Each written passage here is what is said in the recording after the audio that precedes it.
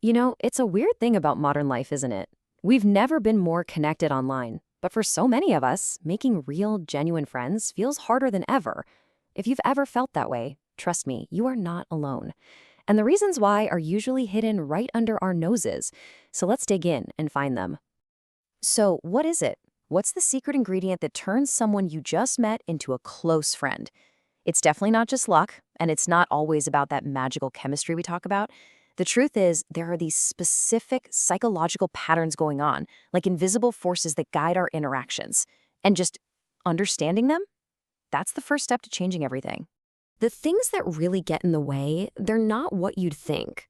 It's almost never about being the funniest or most confident person in the room. Nope. The real roadblocks are way more subtle.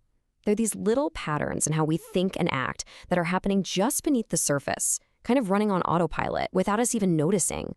So, we're going to break down 5 of these hidden patterns. Think of them like invisible scripts that are running in the background of our social lives. But here's the cool part. Once we can actually see them, once we're aware of them, we can start to rewrite them. Okay, first up, let's look inward. We're going to talk about 2 internal roadblocks. These are the barriers that come completely from our own thoughts and our own feelings. So, this first one, I call it the vulnerability vault. We all have one, right?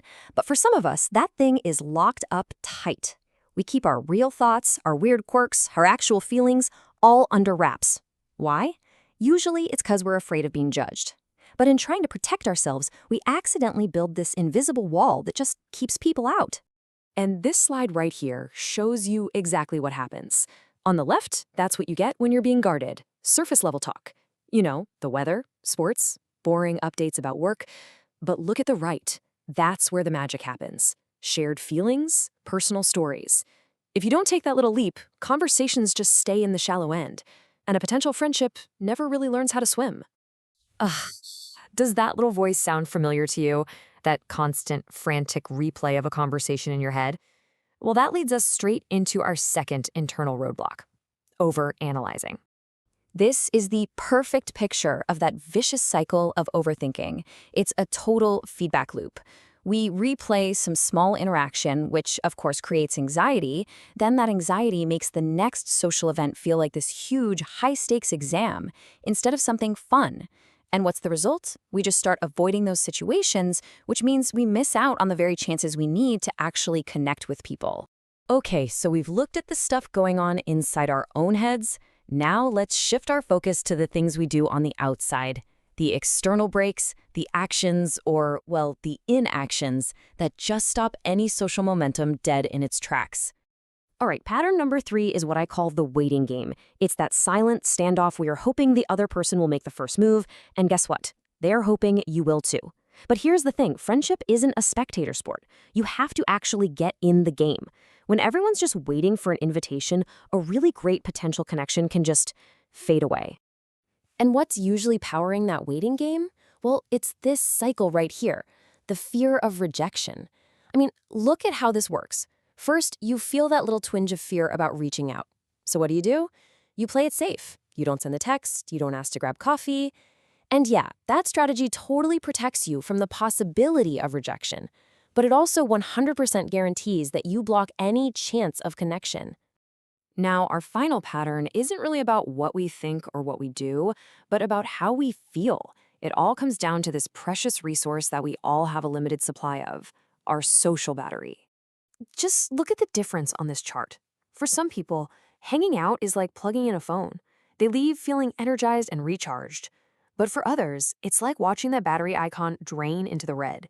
And this isn't a character flaw. It's not a choice. It's just a fundamental difference in how we're wired. It explains why for some of us, the kind of consistent contact you need for a deep friendship can feel absolutely exhausting. So, we've walked through 5 pretty big patterns, right? From the battles inside our own minds to the brakes we put on our social lives. Now let's tie it all together and figure out what the key to unlocking all of this really is. When you see all 5 of these listed together like this, you start to see a really powerful theme, don't you? At their core, every single one of them is a form of self-protection.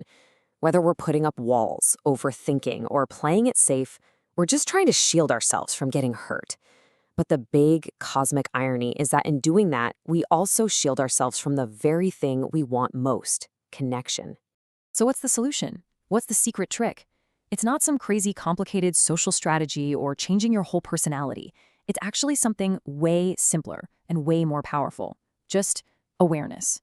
The moment you can name these patterns in your own life, the second you can see the script while it's running, that is the moment you take back the controls. Understanding is absolutely the key, but it's not the final destination. It's the starting line. So I'll leave you with this question. Which of these patterns really hit home for you?